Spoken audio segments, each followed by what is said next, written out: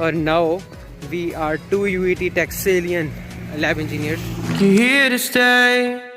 So tell me what you want. Tell me how you want it. Tell me all the reasons that you run. मैं जैसे ही सोचने लगता हूँ ना कि कोई अपना नजर आए, कोई अपना तो सिर्फ आप नजर आते हैं।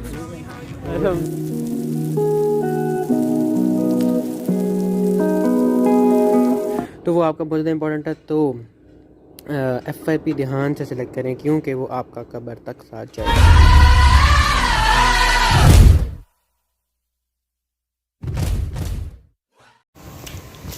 सलाम मरहबा आदाब नमस्ते संगी beautiful people, I am Ali Hassan, you watching Firaz of UT vlogs. वैसे तो मैंने सोचा था कि KRL का जब इंटरव्यू होगा मैं तब बनाऊंगा व्लॉग उसके बारे में कि कैसा एक्सपीरियंस था and how you should prepare for that interview. लेकिन उससे पहले एक बहुत ही अच्छी खुशखबरी है, वो ये कि एक और अपनी यूनिवर्सिटी के मिसाली तालिब इल्म ने SME में ज्वाइन किया है और now we are 2 UET Texalian lab engineers in SMME। और अपनी दिल की धड़कनों को थाम लें क्योंकि मैं आपको मिलवाने जा रहा हूँ उनसे।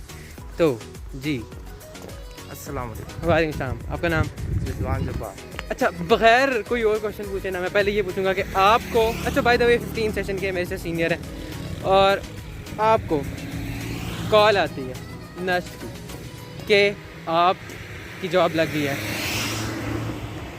What were your expressions? अच्छा बस हो गई मेरी सिलेक्शन हो गई। हाँ वो सिलेक्शन हो गई। यकीन नहीं आ रहा। और बाय द वे आपने कहाँ कहाँ पे अप्लाई किया और क्या पहली जॉब थी या जॉब्स हैं या नहीं है? Mechanic, by the way mechanical engineer हैं और मेरी इलेक्ट्रिकल बेसिकली फील्ड है, लेकिन पॉइंट वो नहीं है, पॉइंट ये है कि इनकी जॉब लग गई है। और अब इनसे पीछे सोचते कि 15 सीनियर एक साल में इन्होंने कहाँ कहाँ अप्लाई किया और कैसा फ़ील हुआ मैकेनिकल इंजीनियर बन के, और अब कैसा फ़ील हो रहा है जब जॉब लग गई है?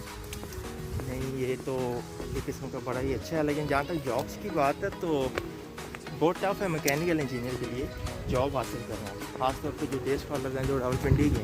अच्छा, तो इंडस्ट्रीज़ तो खास तौर पे है ही नहीं रावलपिंडी में, जो फेवर हो जाती है। अगर आप जॉब जल्दी लेना चाहते हो तो आप लाहौर जाओ, लाहौर में बहुत अपॉर्चुनिटी, आप कहीं ना कहीं एडजस्ट हो जाओ।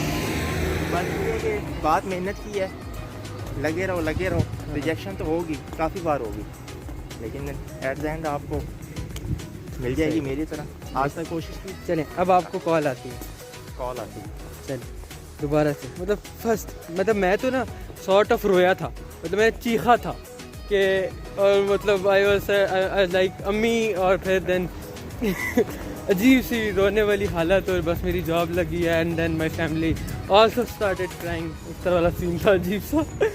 तो इस तरह का भी था या इससे कम इमोशनल था? नहीं इमोशनल तो खैर इतना नहीं था, मैं बस बैठा हुआ था भाई के साथ, तो मैं बस मोबाइल पे ईमेल आई, तो ईमेल मैंने देखी है, मैंने भाई की तरफ देखा ही है, तो मेरे एक्सप्रेशन से पहचान गया। अच्छा, क्या था यार तुझे ना आ गई है, कॉल आ गई, तो मैंने कहा हाँ आ गई है। फिर सबसे पहले अम्मी को बताया, बस वो ऐसे एक्सप्रेशन होते हैं जो आप बयान नहीं कर सकते। खैर तो इट वाज ऑल, मतलब हम अच्छे मिलाते रहेंगे ऑब्वियसली, लेकिन अब इंशाल्लाह इन्हें भूख आते लग रही है तो हम खाते हैं, देन आपसे बात में मिलते हैं। ओके, एक मिनट। अब अगर ये व्लॉग चल ही टेक्निकल एजुकेशनल रहा है तो एजुकेशनल ही रहने देते हैं। तो जो मैंने सीखा ना अभी तक, एजुकेशन साइड आपने जॉब करनी है तो आपको PhD करनी पड़ेगी। PhD करेंगे तो थोड़े अच्छे पैसों वाली जॉब मिलेगी जिसमें रहना ईज़िली कंफर्टेबल है। तो if anyone is willing to go in the education field, he must have a will power to do PhD। और PhD मीन्स के अप्रॉक्सीमेटली MS भी मिला लें, PhD मिला लें, तो you have to waste another 5 to 6 years of your life on education. Not in fact waste, utilize, time is money ना।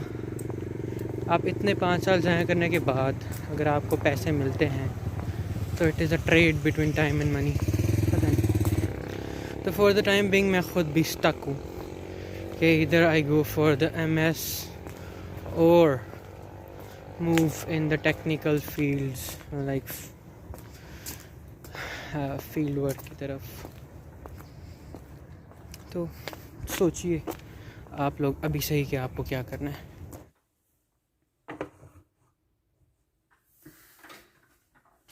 Okay तो मैंने स्टोरी लगाई थी इंस्टाग्राम के ऊपर कि अगर अब एज ये एजुकेशनल व्लॉग ही चल रहा है तो कोई और अगर क्यूरीज एजुकेशन रिलेटेड तो आप पूछ सकते हैं। तो उसमें एक बंदा पूछ रहा है कि इंटर्नशिप के लिए एक वीडियो बना दें जिससे जूनियर्स का फ़ायदा हो जाए। तो एक तो मैंने ग्रुप बनाया हुआ है बाकायदा OUET व्हाट्सएप, जब भी इंटर्नशिप और जॉब्स आती है मैं उधर पोस्ट करता हूँ, यू कैन अप्लाई देयर और इंटर्नशिप आपको मिल जाती है। तो वो आप ज्वाइन कर दें, लिंक डिस्क्रिप्शन के अंदर होगा। और प्लस अप्लाई करते किस तरह हैं, अगर आप यूनिवर्सिटी थे, यूनिवर्सिटी के अंदर एक फोकल पर्सन होता है जो इंटर्नशिप डील कर रहा होता है, उससे आपने एक लेटर बनवाना होता है और वो जिस कंपनी को आप टारगेट करते हैं उसके HR को मेल करनी होती है सिंपल।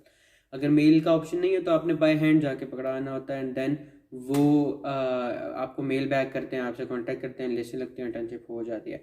बट आई रिकमेंड कि आप लिंक ज्वाइन कर लें, व्हाट्सएप का ग्रुप ज्वाइन कर लें। तो मैं उधर पोस्ट करता रहता हूँ, इट्स अ सिंपल प्रोसीजर। मैंने वापडा में स्पेसिफिकली किस तरह अप्लाई करते हैं वो मैंने वीडियो बनाई हुई है उसके ऊपर, ठीक। तो go there.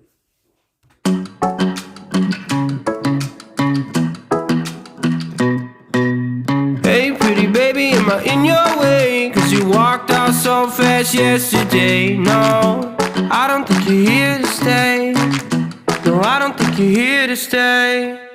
So tell me what you want, tell me how you want it. Tell me all the reasons that you're running away. I don't think you're here to stay. अगर scene ये है कि अगर आप लोगों ने vlogs भी देखे हुए हों पुराने, तो ये मैंने अप्लाई काफ़ी अर्से पहले का किया हुआ है जब मेरी नस में जॉब नहीं लगी थी। तो उसका भी टेस्ट हुआ, टेस्ट भी मैंने वैसे ही दिया विदाउट प्रिपरेशन, उसमें शॉर्ट लिस्ट हो गया। और अभी मैं इंटरव्यू के लिए भी निहार मुझे आया मतलब मैंने कोई प्रिपेयर नहीं किया। मुझे लगता है कि अगर आप एक इंस्टीट्यूशन में जॉब कर रहे हो ना, तो उसी वक्त कहीं और अप्लाई करना, कहीं और के लिए जॉब करना, जहाँ आप कर रहे होते हो जॉब, उस डिपार्टमेंट के लिए उस डिपार्टमेंट के साथ नाइंसाफ़ी होती है। तो इसलिए I haven't prepared the interview. मैं जैसे ही सोचने लगता हूँ ना कि कोई अपना नज़र आए, कोई अपना तो सिर्फ आप नज़र आते हैं। और कैसी तैयारी है? यार तैयारी कुछ भी नहीं है, बस वैसे ही आगे कोई नहीं, हम जानते हैं। मेरी सीरियसनेस का अंदाज़ा आप इस बात से लगा सकते हैं कि मैं कॉल लेटर नहीं प्रिंट करवा के लाया था। अभी मैं वो करवाने लगा हूँ, अगर मुझे कहीं नज़र आए प्रिंट वाली शॉप तो। यार ये वीडियो रिकॉर्ड ना करो कौन? मैं भी करूँगा ना। अच्छा, एक HRC क्या होता है? एक सिमेट्रिकल एंड सिमेट्रिकल कंपोनेंट्स। और इंटर्नशिप जहाँ की थी वहाँ पर जनरेटर कौन सा टाइप का लगा हुआ था? सिंक्रोनस ही होते हैं सब। सिंक्रोनस। बाकी आपने ग्रिड स्टेशन में की थी? ग्रिड स्टेशन में कौन सा जनरेटर होता है? नहीं, मैंने OGTC में की थी ना, वहाँ पर तो जनरेटर यूनिट से। सही। तो उसके अलावा यार फिर आप निकल जाएंगे। FIP से रिलेटेड पूछा कुछ? FIP का जब मैंने बताया इंटरनेट ऑफ थिंग्स में, तो वो आगे हाँ एक सर्किट बनाने को कहा उन्होंने। कौन सा? ये रेक्टिफायर का सर्किट बनाया। हाँ रेक्टिफायर का एक सर्किट बनाया और आउटपुट पर इंडक्टर लगा हुआ है। तो ठीक। करंट का बिहेवियर क्या होगा? ऊपर चला जाएगा, वही रहेगा ऐसे ही, लेकिन ऊपर चला जाता है। ऊपर चल जाएगा। हाँ रहेगा ऐसे ही, मतलब जिस तरह होता है साइनोसाइडल, ऐसे ऊपर चला जाता है। तो अनस्टेबल हो गया ना, अनस्टेबल आउटपुट। हाँ, इसको रिपल को रिमूव करने के लिए तो जनरल ज़माने हर किसी को पता है कैपेसिटर निकालते हैं। बस चलिए, बाकी मुझे वैसे मैसेज कर दीजिएगा, मैं बता दूँ। हाँ मुझे याद है, मुझे मैसेज कर दूँगा। और अभी जा रहे हैं? मैं अभी निकलने के प्लान है। ठीक है। ओके, कैन यू बिलीव कि मैंने इस मौसम के अंदर अभी क्लास ली है और इंटरव्यू हो गया। इंटरव्यू की डिटेल्स मैं आपको ज़रा सुकून से बताता हूँ। मुझे अब पहले घर पहुँचने दें।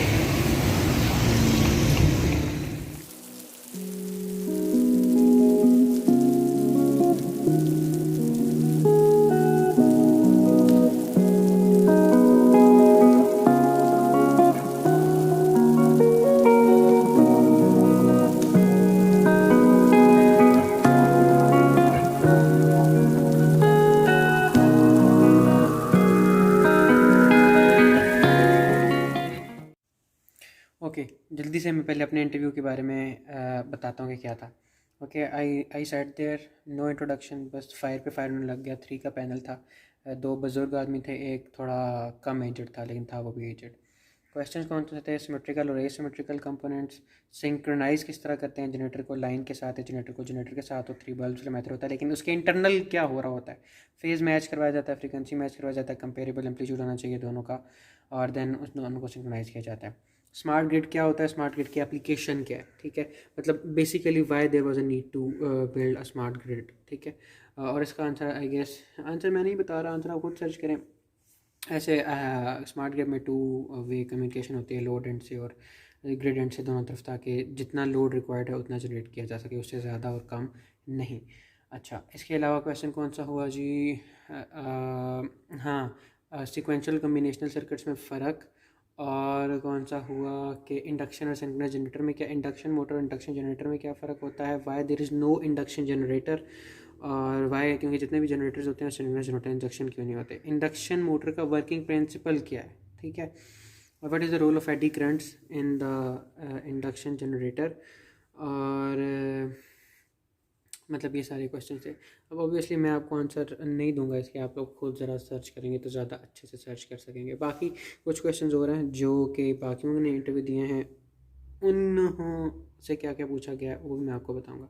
Okay, this is only about KRL का power line interview, power electronics वाला मैंने नहीं दिया, मैं उसी के बारे में गाइड कर सकता हूँ। बाकी मिलते हैं आपसे किसी और, नहीं अभी कुछ नहीं, अभी मेरे इंटरव्यू में बस इतने से था।